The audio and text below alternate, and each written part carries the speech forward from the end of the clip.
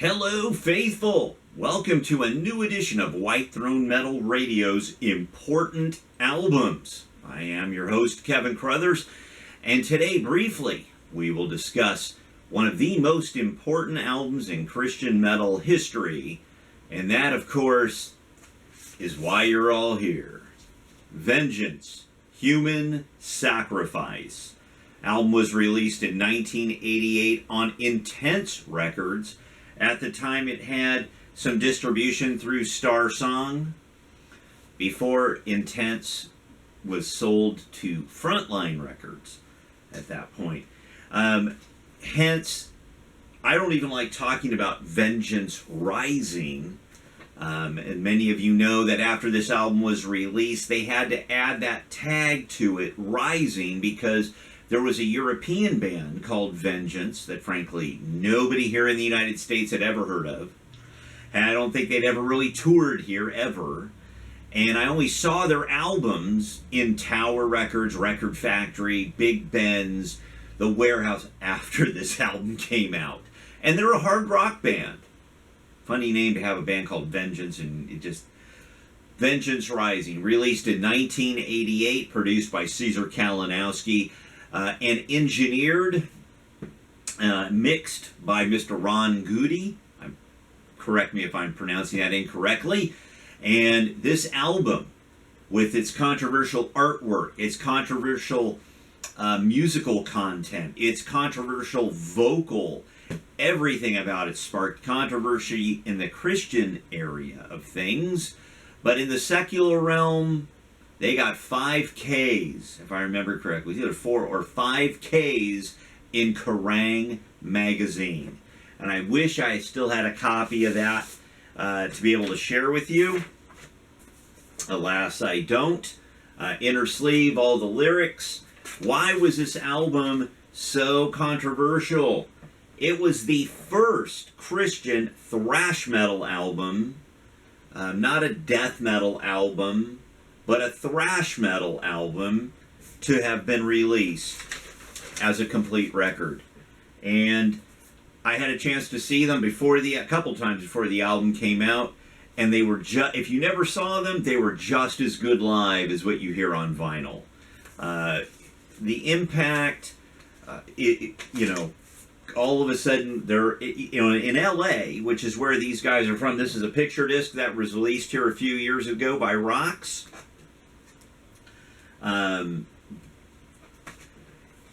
It was the intensity of it. You're not playing this on Christian radio. You're not playing this, at church. Not really. I guess part of it depends on the church you're going to, but you're really not going to do that. CD version, one of many that I have. It was the first.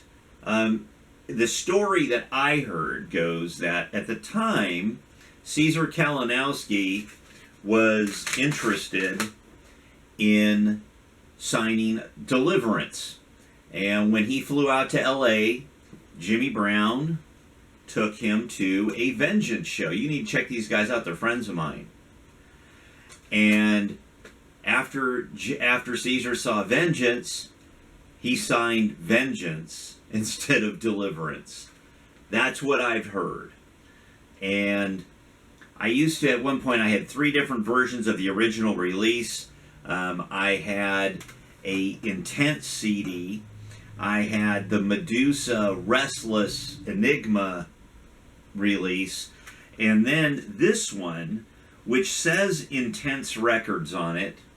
I found this one a year or 2 after the original that I had. Because the original just said Vengeance, and it had the songs printed on it, and that was it. I've often, I had 3 of them. I had to sell one. One I loaned to somebody. Long gone. This is also a reissue from Intense Millennium. So why is this important? Because it broke down walls. Obviously, I don't think it sold 500,000. I don't think it sold 100,000 copies. It might not even sold 50,000 copies on its original release. Because it's not Striper, it's not Bloodgood, it's not Sacred Warrior. It's an extreme thrash metal band which has some killer bluesy influences throughout it. Doug Thiem, Roger Martinez, Glenn Mancaruso, Roger Dale Martin, and Larry Farkas put together a brilliant album, obviously with some songwriting, because Mr. Glenn Rogers originally had been in the band, helped to write 4 or 5 of the tracks that you'll find on here. It is a powerhouse. Now, compared to the things that you hear today, I've heard some people say, I don't think it's that good. It's okay. It's not this, it's not that. You know what? You're right. It's not, for me in 1988, I saw him in 87 at Set Free Christian Fellowship with the Crucified. They didn't even have the demo. They had 6 songs. The songs, speaking of songs, on here, you have the title track, Human Sacrifice. You've got Burn. I'll be glad we go down. Time won't delay. Burn, Satan, burn. Burn, Satan, burn. Separation's coming. Mulligan Stew. I Love Hating Evil. Fatal Delay. White Throne. From the Dead, Ascension, He is God, Fill This Place with Blood, Beheaded, and how can we forget?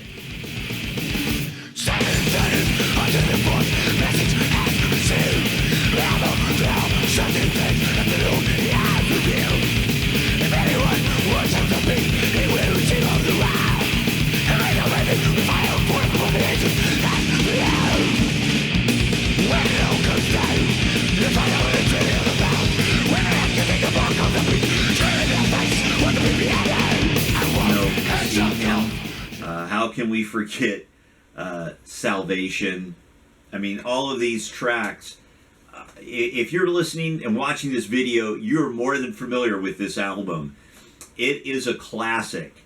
I remember talking to Bob Beeman 30, 40 years ago, whatever it is now, 30 years ago, and the premise of Vengeance was to go play in places that Striper, that Barren Cross could not play, that wouldn't get asked to play there, that you would go to these shows and they were underground, they were, that's where they went to play.